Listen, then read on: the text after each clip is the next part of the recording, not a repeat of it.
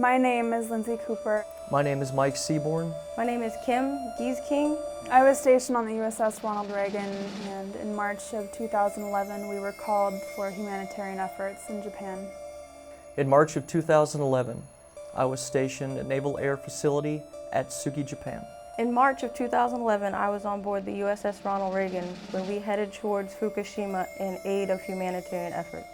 I first discovered this story just reading the news at Christmas time of December 2013, almost 3 years after the event itself.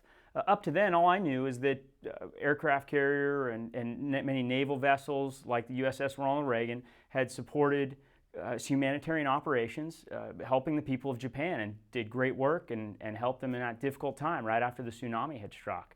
I had no idea that there were hundreds of soldiers who had extreme radiation exposure and potentially thousands who had enough of an exposure to cause serious health consequences. The day that I remember most is March 15th of 2011. They had told us that the water had been contaminated. They didn't tell us what it was contaminated with, but we all knew.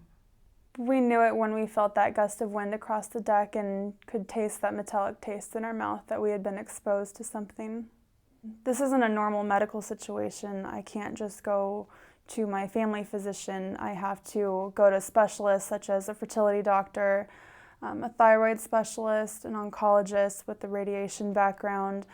Basically, you go into combat, you have visible wounds many times. If a guy's shot in the arm, you know how to take care of it. You know what the problem is. These are advanced problems that not a lot of people seem to have the scope or the grasp to know how to treat or even identify. So that special care comes with, a special price, and it's a hefty one, and it's one that me and my family can't burden. And without assistance, I don't know how we can ever get seen or how we can ever get better. A lot of people assume that our medical expenses are covered by the VA, but they're not, because they don't recognize the radiation exposure that happened in Japan. So the troops are caught in this terrible catch-22. The VA won't recognize the connection between their exposure to nuclear radiation during their service and the radiation-related symptoms that they're suffering from. I want people to know that what me and my shipmates experienced was real. We were exposed to radiation. We are experiencing health issues. We do have an uncertain future.